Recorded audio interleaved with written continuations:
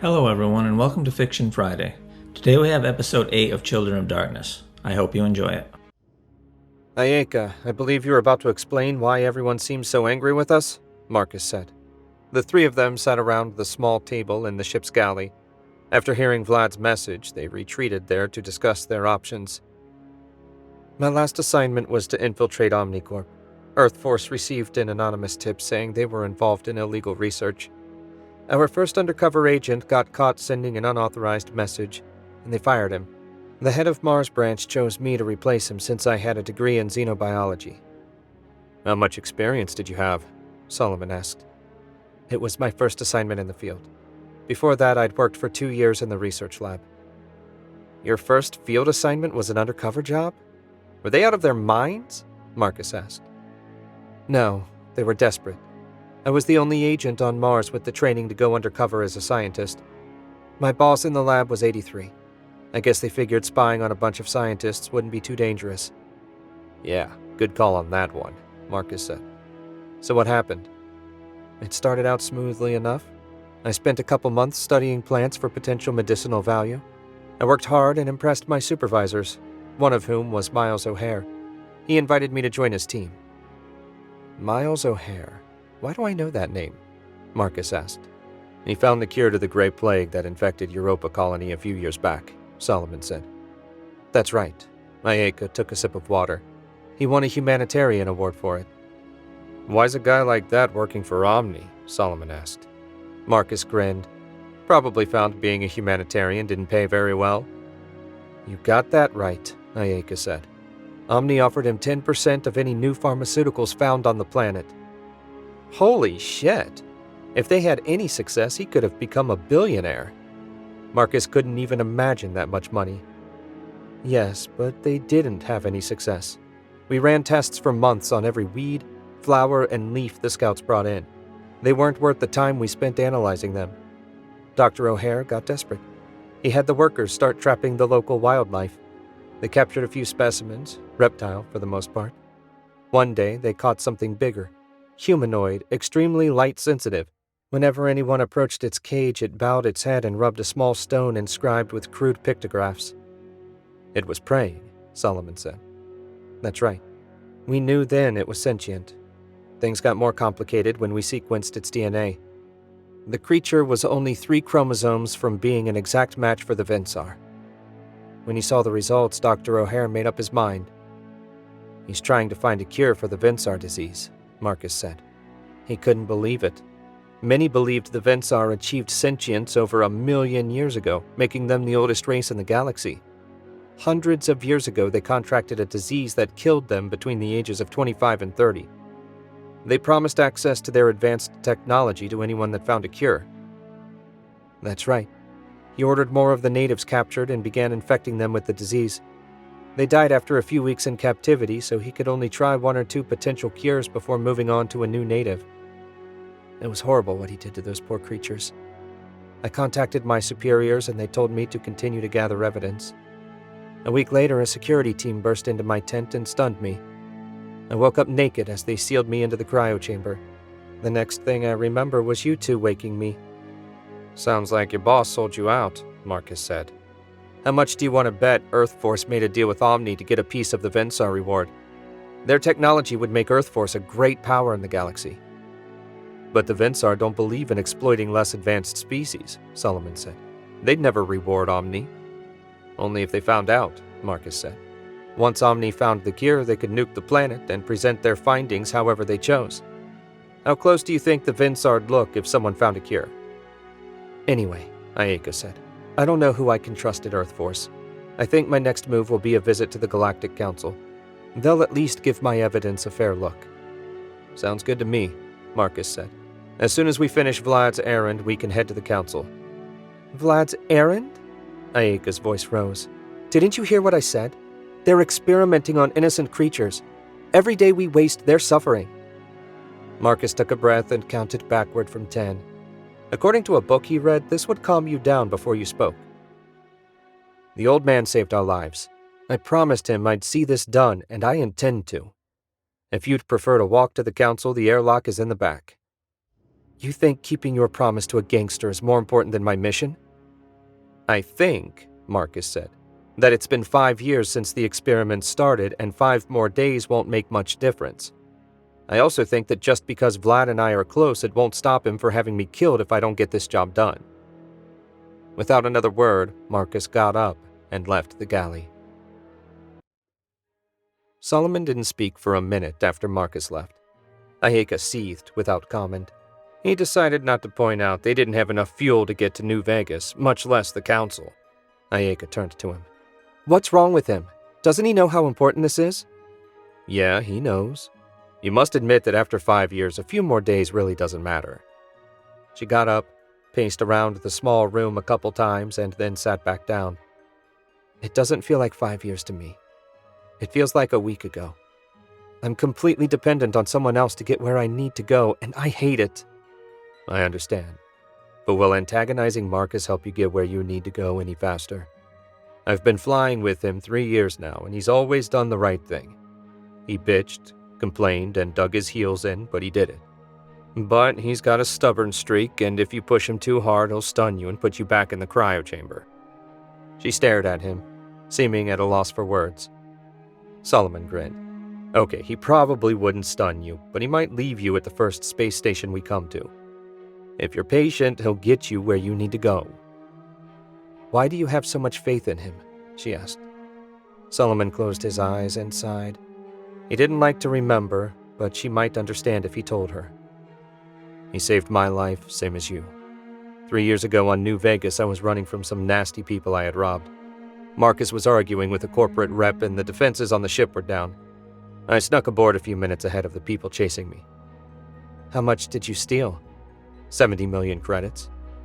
Wow, no wonder they were after you. What happened to it? I used it to pay off the gambling debts of about 10,000 people. I didn't keep any for myself. Anyway, when the thugs chasing me arrived, they demanded Marcus let them search his ship. Marcus being Marcus, he invited them to perform an anatomically dubious act and activated the ship's guns. They took the hint and left. He came on board and told me to show myself. I did and told him my story. When he stopped laughing, he offered me a ride. We got to know each other and became friends. The men I robbed put a 25,000 credit bounty on my head. We've gone through stretches where we didn't have 2 credits to rub together, but he never turned me in. No matter how big an argument we had, he never threatened me with it either. That's why I have faith in him. They reached the refueling station without incident. When Marcus had calmed down, Solomon told him about the fuel situation. It didn't take long to find a fueling station they'd never visited before. It had a bar, so Marcus hoped to sell some of the liquor in the trailer, at least enough to buy the fuel they needed. At 1 minute to reversion to real space, the cockpit door slid open and Ayeka and Solomon entered. Ayeka didn't speak, for which she earned his gratitude. Solomon handed him a data slate with an inventory of the booze. A quick glance through the list showed some high-end stuff. Maybe too high-end for a bar on a refueling station. No matter, it's what they had, so he'd just have to make do. How's our fuel holding up? Marcus asked. She's running on fumes, Solomon said. If there are ships waiting for us, we're screwed. Great. With that happy thought, everyone strap in for the return to real space. Marcus typed a short command and activated one of their alternate transponder signals. The star was of a common style, so he hoped they'd pass a casual inspection if they had a different transponder. A shudder ran through the hull as they left hyperspace. The refueling station dead ahead made a welcome sight. It looked like a donut, but instead of a hole in the center, it had a huge fuel tank. 6 claw-tipped arms marked the docking stations. The station didn't have any other customers, and that made him nervous. They didn't need to stand out. Not now. At about 1,000 yards out, the station hailed them. State your name and business, a bored voice said. This must really be a small operation if they didn't have a computerized welcome system. This is the Lucky Strike. We need to stretch our legs and refuel. Okay, find an arm and make yourself at home. I'll send the tech to fuel you up. No rush, thanks. What do you mean, no rush? Ayeka said. I thought we were in a hurry. Keep calm. Deep breath. We need to sell some of our cargo to pay for the fuel. That's ridiculous! She got shrill when she was upset. What about the money you got for the delivery on Mars? Nice legs or not, Marcus liked her better when she didn't talk. Well, with the running for our lives and hiding out, we didn't get around to depositing it. Of course, EarthForce has certainly put a watch on my accounts, so even if I had the money, I couldn't spend it without letting them know where we are. Didn't they teach you this stuff in spy school? She didn't seem inclined to speak again, thank the universe. Marcus guided the ship beside the nearest arm and lowered their shields. Right on cue, the claw clamped onto the ship and drew them over beside the station. A tube extended and sealed tight to their airlock. All right, I've got to try and sell some booze. Marcus got up and headed toward the door. I'll run diagnostics while we're here, Solomon said. I'm worried about that scrape when we escaped. Can I come with you? Ayeka asked. She sounded more subdued, which suited Marcus fine. Besides, having a hot woman along might help with the sale. Sure, but let me do the talking, okay? She nodded, and Marcus grabbed the data slate with the inventory, and they went out the airlock, down the tube, and into the station. On the wall opposite the door, Marcus spotted a small computer terminal. He went over and tapped the activation switch. Where's the bar? A map appeared on the screen, which Marcus memorized. How did you know there'd be a bar on this station? Ayeka asked. Easy. I've been on about 100 of these little refueling stations, and they all have a bar. They make almost as much selling drinks to spacers like me as they do selling fuel. They turned down the dull, gray hall and headed toward the bar. It gave Marcus the creeps, walking through the empty station. It reminded him of the destroyer where they'd found Ayeka. I never intended to do field work, Ayeka said. What? When I joined EarthForce, I thought I'd just be working in the lab. They paid my college tuition in exchange for a 10-year commitment. After graduation, they installed the cybernetic implant, and I went through the standard 6 weeks of basic training. After that, 2 years in the lab, then I'm drafted to do undercover work. I barely even remember half the training they gave me. Marcus looked at her and smiled. You did a hell of a job getting off Mars in one piece. You can take pride in that. I got lucky. If you hadn't rescued me, again, they would have had me for sure. Sometimes it's better to be lucky. Anyway, if you could power down a little, I'll do my best to get you where you need to go as fast as I can. Deal? Deal. They stopped outside a door that said bar above it. Marcus looked at Ayeka. How about you unbutton your shirt halfway? What? You're playing the part of a liquor rep's assistant, remember? That job requires a certain look. She undid the top 2 buttons. Take it or leave it. He grinned and tapped the button to open the doors. Inside, 10 tables filled the room. The bar sat at the rear. Marcus spotted the bartender sitting in a tall chair in front of the bottle rack. They stopped beside the stools. A small trickle of drool ran down the snoring bartender's chin. Marcus cleared his throat. The bartender sat up sputtering. He wiped the drool off with the back of his arm. What can I get ya? Nothing, thanks. I was just... If you don't want nothing to drink, why the hell'd you wake me up? I've got liquor to sell. I thought you might need something. Oh, that's okay. What you got? The bartender gave Ayeka a visual grope. Marcus massaged the bridge of his nose. Clearly, he didn't have the good fortune of dealing with the galaxy's greatest intellect. He called up his cargo list and handed the slate to the bartender. He studied it, brow furrowed. Pretty fancy stuff. Don't get much call for these sorts of drinks. Marcus took the data slate back and looked at Ayeka. Time to see how well she thought on her feet. Told you we wouldn't sell anything here. She looked startled for a moment, then he caught a half smile. Turning to the bartender, she pouted and leaned forward. You're not going to buy anything? I was sure at a nice place like this we'd sell a bunch of drinks. Now we won't have any reason to come back. Well, let me look again. The bartender grabbed the slate. Might be I could use some better stuff. Ayeka beamed at him, clapped her hands, and bounced up and down, jiggling pleasantly. While the bartender studied the inventory, Ayeka glanced at Marcus and he winked back.